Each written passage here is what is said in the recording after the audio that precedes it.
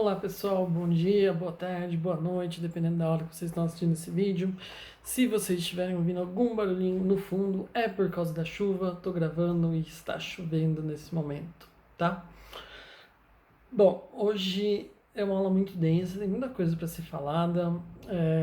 Eu vou me manter nos 30 minutos que eu tenho feito, mas foi uma coisa que um ou outro aluno que ainda está acompanhando as videoaulas me pediu para falar, um assunto bem importante, né? Que são os regimes totalitários, nazismo e fascismo. Então a gente vai falar sobre isso hoje, né, na esteira da crise de 1929, e também como uma das formas, uma das, entre aspas, soluções encontradas pela Europa, né, para a própria crise de 29. Então esses líderes aí que vão aparecer e vão tentar, vão buscar, né, aí alternativas, vão buscar investimentos, vão buscar uma nova forma de economia, né, um pouquinho afastada do capitalismo, também totalmente afastada do comunismo.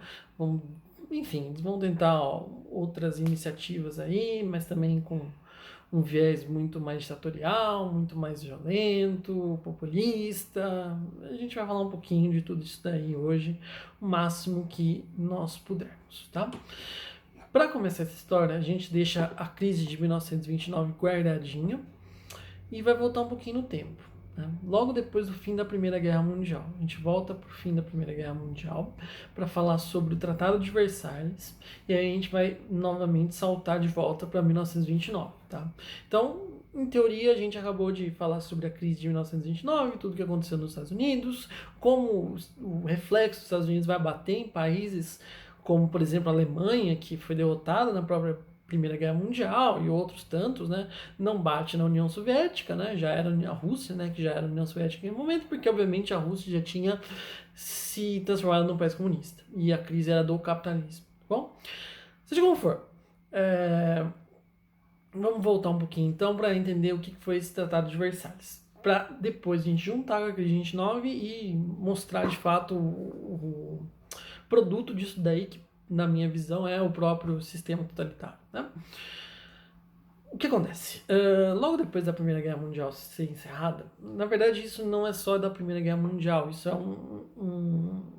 uma coisa que acontece sempre no final de todas as guerras. Né?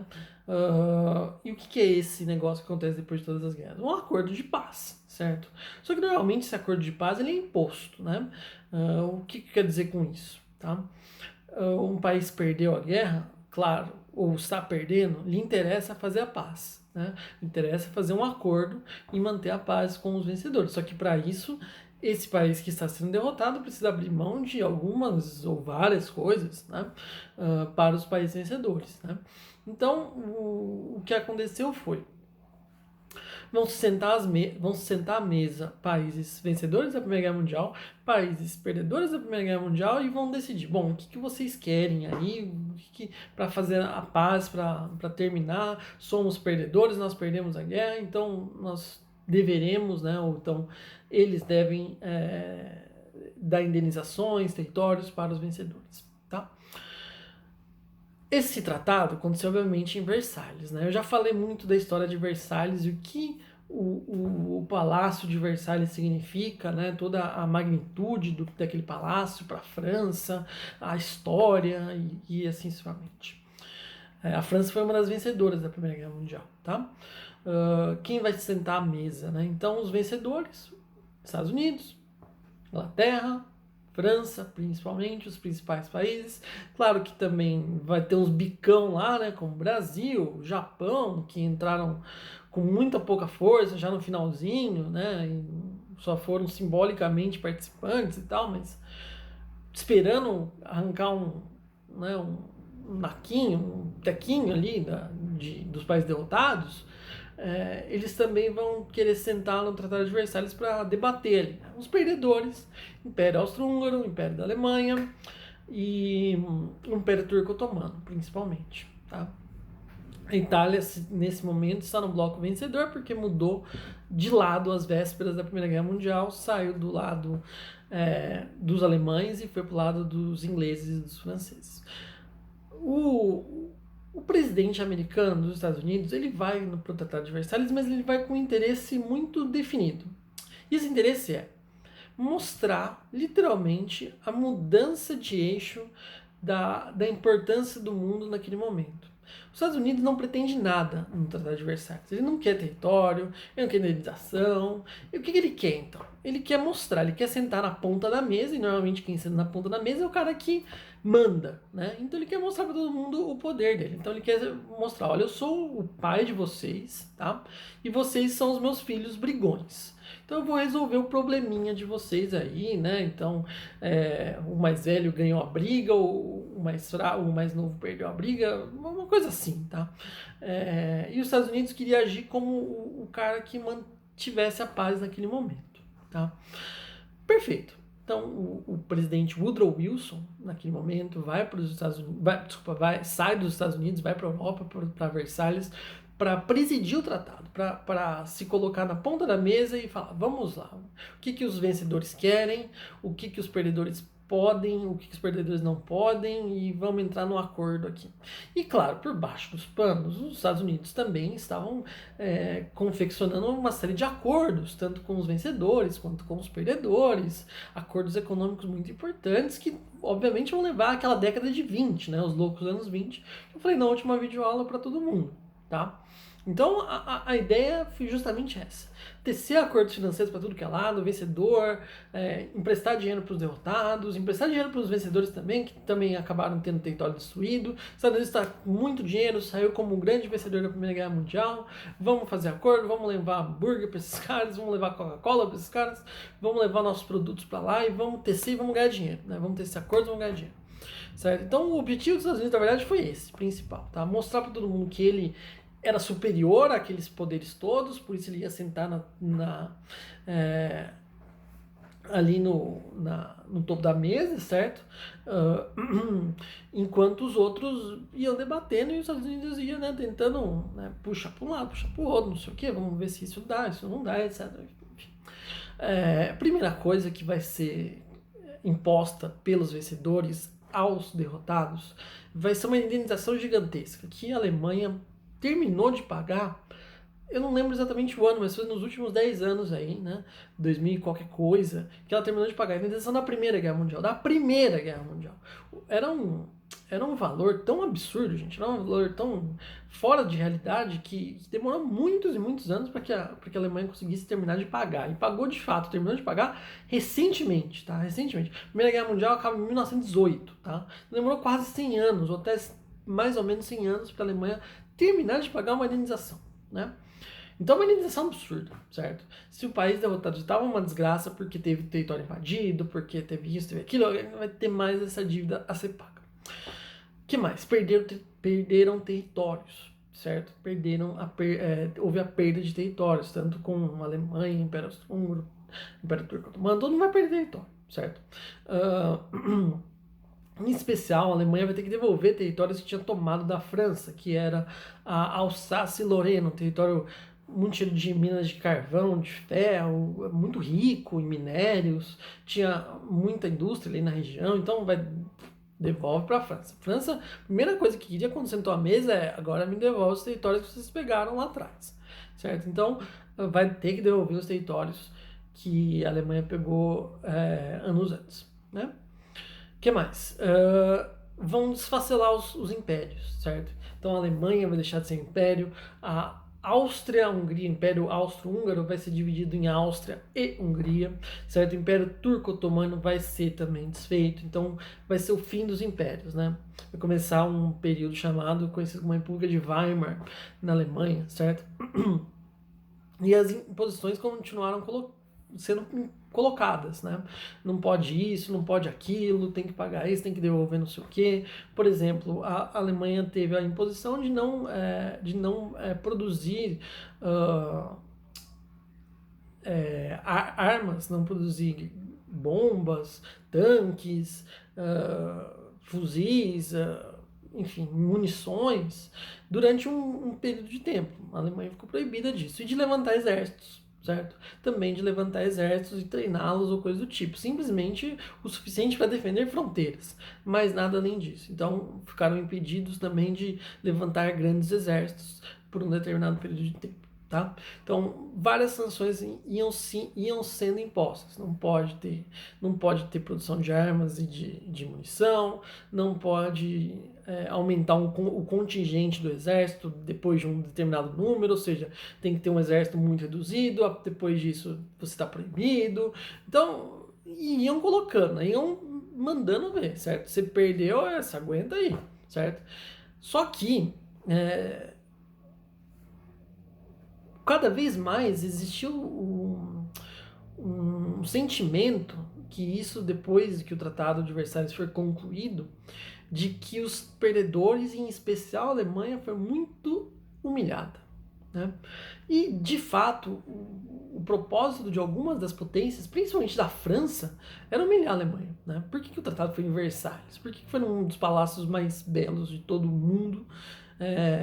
Para simbolizar, para mostrar a riqueza. Falar, olha aqui, a gente ganhou, vem no nosso palácio incrível, maravilhoso, e aqui a gente vai fazer você engolir todas essas medidas. Né? Aqui a gente vai fazer você pagar, aqui a gente vai fazer você devolver territórios, aqui a gente vai fazer você se lascar. Né? Então é mais ou menos isso. Portanto, quando o tratado foi encerrado, houve sim um sentimento de tanto dos vencedores, dos perdedores é óbvio, mas de que os países perdedores da Primeira Guerra Mundial, eles não foram tratados com humanidade, eles saíram destroçados, certo? Uma última decisão do Tratado de Versalhes foi a criação da Liga das Nações, que depois vai se tornar a ONU. Né? Sabe qual que era o objetivo da Liga das Nações? Evitar que novamente acontecesse uma guerra como a Primeira Guerra Mundial. Deu super certo, né? Porque 20 anos depois da Primeira Guerra Mundial vai ter a Segunda. Então a Liga das Nações serviu para absolutamente nada. Para absolutamente nada. Foi um fracasso desastroso, tá? O fato é, tudo colocado na mesa, quero isso, você vai ter que pagar isso, ponto, acabou, assina aqui. Foi isso que aconteceu no Tratado de Versalhes, uma humilhação danada, em especial para a Alemanha, que vai sair, já estava numa desgraça por ter sido derrotada na Primeira Guerra Mundial, vai ser pior, certo? Vai ser pior e ressentida. A situação aí é um ressentimento em massa dos alemães, né? Daqueles que participaram da Primeira Guerra Mundial, dos principais líderes, de que eles não têm rumo. Eles não têm norte, não têm onde mirar para sobreviver, no que investir, não sabe o que fazer, certo? O Tratado de Versalhes engessou eles de uma forma, de uma maneira que, né, não se vê um futuro, tá? Vai existir um determinado futuro com muito empréstimo, sim, de bancários americanos, né, que vão ajudar a Alemanha a se erguer, mas logo depois do momento da crise de 29, eles vão retirar esses empréstimos que foram feitos à Alemanha. Né, e isso vai causar novamente uma crise danada na Alemanha, nesse momento que o Hitler vai surgir com mais força. Tá? Mas a gente já chega e já fala no Hitler daqui a pouco. Né? O Tratado de Versalhes é encerrado e mesmo o Woodrow Wilson, esse presidente americano que foi lá para presidir o tratado, em uma das suas entrevistas, ele deixa bem claro: olha, se for para dizer que o tratado teve um bom. Se for para falar, se a pergunta for, o tratado teve um resultado positivo ou negativo, eu vou dizer que foi negativo. O presidente falou isso, tá? O presidente americano disse. Se a gente for ver pro que aconteceu, não foi uma boa ideia esse tratado, não saiu legal, né? Então, isso, para deixar bem claro, essa entrevista do Woodrow Wilson não foi vários anos depois do acordo, quando se viu, obviamente, o que o Tratado de Versalhes acabou causando. O Tratado de Versalhes é um dos grandes motivos da Segunda Guerra Mundial, tá? Mesmo acontecendo 20 anos antes. Mas isso foi praticamente logo depois do fim do tratado, em que o Woodrow Wilson deu uma entrevista dizendo, não sei, eu acho que não vai dar bom isso daí, não vai ser legal, certo? Então mesmo o Woodrow Wilson deixou bem claro que não, no final das contas a situação não foi bem resolvida com o Tratado de Versalhes. Né? Então a gente já sabe, né? Quando o cara que vai lá para presidir um acordo que não tem nada a ver em teoria com a situação, porque eles dizem rigorosamente com relação a indenização e território não quis nada, certo? Quando esse cara já percebe que o negócio não vai dar certo, é porque a coisa tá feia. E de fato não vai dar certo, né? A gente já sabe, tá? Então é isso que acontece, isso que é o Tratado de Versalhes, e aí começam anos e anos muito penosos, principalmente os países derrotados, mas especial para a Alemanha, tá? Que vai ter que pagar indenizações gigantescas, vai perder territórios, vai ser impedida, engessada de aumentar o número do seu exército, não vai poder produzir armas, e etc, etc, etc. Antes da gente falar sobre o nascimento dos regimes totalitários, vamos dizer assim, eu queria dizer como que os Estados Unidos resolveu a crise de 29. Agora a gente volta para 1929. E falar bem rápido, tá? Porque não é esse o objetivo dessa videoaula, é a gente falar dos regimes regimes totalitários. Nos Estados Unidos houve uma ideia, depois de 1929, de uma mudança total, mas essa mudança tinha que ser empreendida pelo governo, porque quem deveria reaquecer a economia naquele momento seriam as únicas pessoas que ainda tinham condição para isso. E nesse caso seria o governo americano, certo? As empresas privadas estavam todas quebradas, mas o governo não estava, né? Então, se houve a contratação de economistas, entre eles um muito famoso chamado Keynes, tá? Na presidência da República entrou um cara extremamente habilidoso chamado Franklin Delano Roosevelt. O Franklin Roosevelt vai ser o presidente que vai tirar os Estados Unidos da crise de 29 e também vai ser o presidente dos Estados Unidos durante a Segunda Guerra Mundial. Tá? Então ele vai conduzir os Estados Unidos nesses dois momentos mais tenebrosos da história americana, talvez, né? Ele tá lá no panteão dos presidentes americanos, junto com o Abraham Lincoln, com George Washington, né? Os grandes aí, os três grandes nomes da presidência americana. Então ele é um nome muito importante. Por quê? O que os outros fizeram? O Lincoln, a gente sabe, o Lincoln acabou com a escravidão nos Estados Unidos. E o George Washington foi o presidente da independência, né? O primeiro de toda a história. Bom, o Roosevelt, então, vai ser o cara que tira os Estados Unidos da crise e vai liderar os Estados Unidos durante a Segunda Guerra Mundial. Ele tinha um problema nas pernas que impedia que ele ficasse em pé por muito tempo. Ele só conseguia, principalmente com o uso de uma engenhoca, né, de um treco que ele usava na perna, conseguir ficar em pé para fazer breves discursos, tá? Às vezes era simplesmente usado para uma demonstração de força, para mostrar que o presidente americano não ia ficar de forma nenhuma sentado enquanto os outros iam ficar de pé, né? Inclusive depois a gente vai falar de Segunda Guerra Mundial, se a gente conseguir com mais videoaulas, na maior parte do encontro entre os líderes que estavam do lado dos Estados Unidos, eles tinham que ficar sentados, porque o Roosevelt não ficava em pé. Então não tinha foto em pé, todo mundo vai sentar do lado do Roosevelt, o Roosevelt no meio, certo? Então ele tinha um problema que acabou levando a ele não andava com dificuldades, às vezes com bengala, às vezes não andava mesmo, né? Então ele tinha que usar cadeira de rodas e acabava usando um mecanismo lá para ficar curtos períodos de tempo em pé, só para dar alguns discursos, para falar, endereçar a população americana e coisas do tipo, tá? Bom, o plano do Roosevelt para conseguir tirar os Estados Unidos dessa crise, né, que não foi só ele fez junto com esses economistas como o Keynes, entre outros, era uma ideia de, basicamente, investimento em obras públicas, né? Pontes, aeroportos, hospitais, grandes estátuas, coisas, né, que pareciam banais, certo? Mas o objetivo vamos criar emprego, né? Vamos fazer claro que vai ajudar, obviamente, né, você fazer essas pontes, esses aeroportos, hospitais, não sei o que e tal, obviamente vai ajudar os Estados Unidos no momento, mas o objetivo de fazer isso era criação de empregos. Você faz isso, são obviamente coisas do governo naquele momento, certo? São posses do governo, né? Vão ser criados os primeiros empregos para a construção daquilo, depois os aeroportos vão ter que ter pessoas para trabalhar lá, nos mercados, nos hospitais, vão ter que ter pessoas para trabalhar nos hospitais, e à medida que isso vai acontecendo, a economia vai reaquecendo aos poucos, tá? Então, o objetivo do New Deal era criar grandes obras, certo? Obras públicas de vários tipos, né? Com um único e completo objetivo de criação de empregos para fazer a economia girar novamente, certo? Era chamado de New Deal, um novo acordo, tá? Um novo negócio, né? Enfim, certo? O New Deal, então, foi a tentativa e que deu muito certo depois de algum tempo de tirada dos Estados Unidos da crise. Mas teve vários outros pontos do New Deal, tá, gente?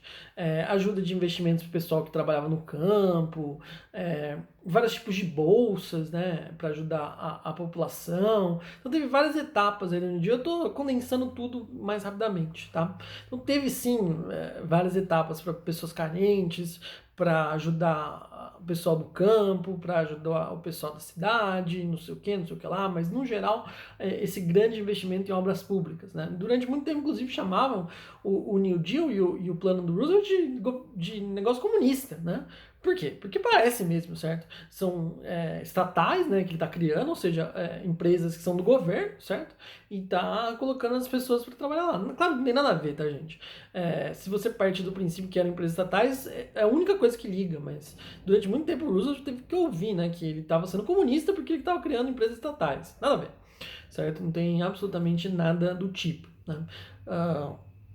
Foi uma ideia simplesmente achada para tentar tirar os Estados Unidos da situação e que foi muito bem, funcionou, e que funcionou muito bem, tá? Essa foi a saída dos Estados Unidos, né? E depois com ele vai puxar todos os seus aliados, tá? E na Europa, que também vai ser atingida pela crise de 29, e na verdade já sentiu os efeitos na década de 20, tá? Na década de 20 a Europa já sentiu os efeitos, principalmente porque foi o local em que foi disputada a Primeira Guerra Mundial. A Primeira Guerra Mundial foi travada praticamente completamente em território europeu, né? Nos países europeus, o que a gente vai ver vai ser a ascensão de regimes que a gente vai conhecer como regimes totalitários. E o que são esses regimes totalitários? É o que a gente conhece como fascismo, né? Num geral, assim, né? A gente resume regimes totalitários com a palavra fascismo, né? Mas esses regimes totalitários são o fascismo na Itália, o nazismo na Alemanha, o franquismo na Espanha, depois o salazarismo em Portugal. Então tudo isso daí vão ser regimes do estilo totalitário, né? Enquanto eu falar as características, vocês vão ver que tem outros tipos de governos que se assemelham muito a esse tipo de regime, tá? Inclusive políticos atuais. Mas eu não vou falar mais do que isso. Bom, seriam então, no geral, tá?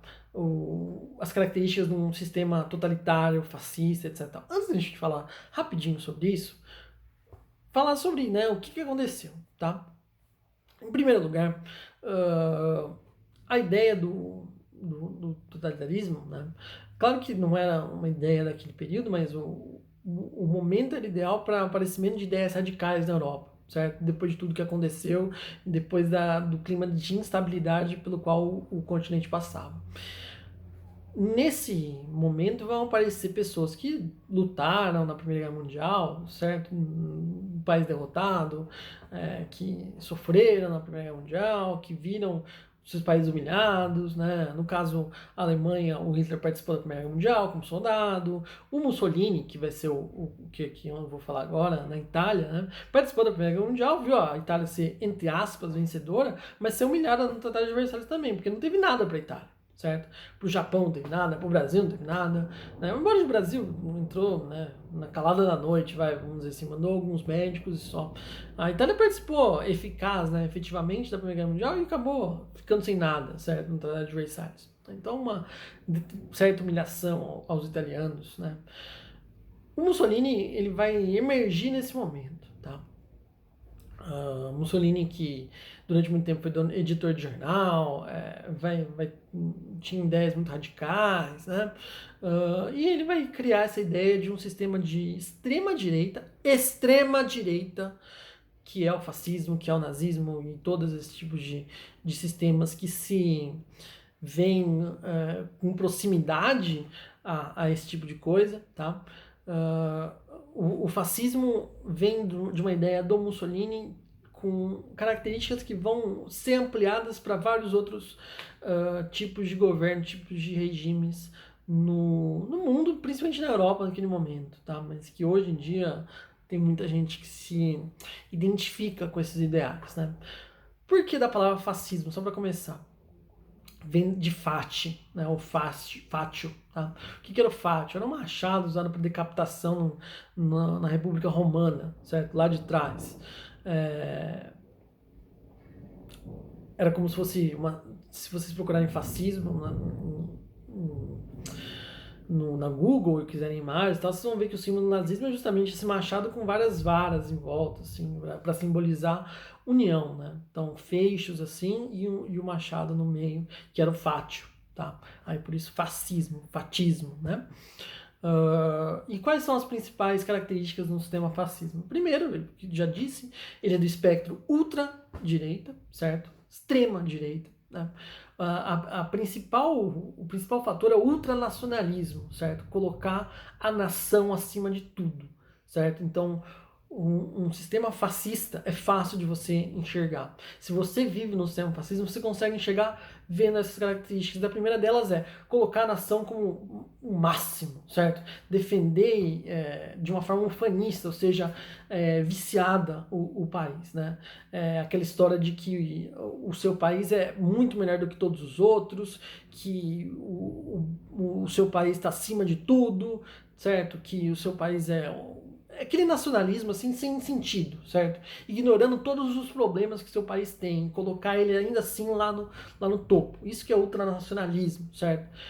Mostrar que você tem um orgulho do seu país acima de tudo que existe, né? Ah, mas tem problema. Não tem problema. O nosso país é o melhor e é nosso e acabou. Então, colocar a pátria lá em cima. Esse é o primeiro, talvez o mais simbólico das características de um sistema fascista, tá? Outra, culto ao líder, tá? Então, um líder que é reverenciado, não é possível, bom, um líder que é reverenciado por todos os outros, né? Ou por uma parcela importante da população, né? Que é colocado como um ídolo, certo? Tem uma outra palavra que eu poderia usar, mas eu não vou usar, mas eu acho que vocês, quem está assistindo a minha videoaula, deve saber qual é essa outra palavra. Inclusive se usa muito no Brasil hoje em dia. Mas enfim, então é o maioral, o líder é o cara que nos representa, esse líder ele é quase um mini santo para nós, vamos dizer assim, né? Esse é o cara que nos defende, esse é o cara que coloca a gente lá em cima, esse cara é incrível e tal, e em vários países ele vai ter denominações diferentes. Na Alemanha ele vai ser o Führer, né? O Hitler é conhecido como Führer, o líder, tá? Na Itália era o Duce, tá? Que esse também significa líder, certo? Então um culto ao líder é absurdo, né? Esse líder é o demais, é o cara, ele representa a gente, ele coloca a pátria lá em cima e tal, e tal, e tal. Ele fala grosso, ele fala ameaçando todo mundo, ele é isso e aquilo e tal, né? Outra coisa, o uso maciço e massivo de propaganda, certo? Então, em tudo que é lado você tem propaganda do cara, tudo que é lado você tem propaganda do regime, do seu país, e começa a sair filmes sobre esse país, começa a sair coisas falando de como aquele país é bom, como aquele sistema é excelente. Então, e isso também na verdade, funciona muito mais no nazismo do que no fascismo da Itália.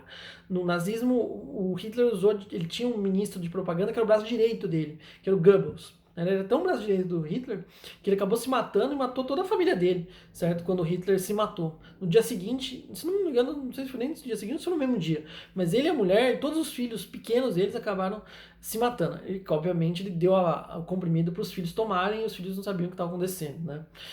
Então ele era o braço direito, ele era o cara do Hitler, o Goebbels. E o uso maciço de propaganda dentro do seu próprio país, tá? Para deixar isso bem claro, desse regime, para mostrar, não, o nazismo é demais, o nosso sistema é incrível, a gente tá tirando a Alemanha dessa desgraça, a gente tá tirando a Itália dessa desgraça e por aí vai, e acompanhado de várias outras imagens, um imaginário assim, muito criativo disso tudo e por aí vai, né? E só que para esse uso de propaganda funcionar, você tem que ter um mito do renascimento, certo? E o que é o mito do renascimento? É algo que chama a população de volta para o orgulho ao seu país.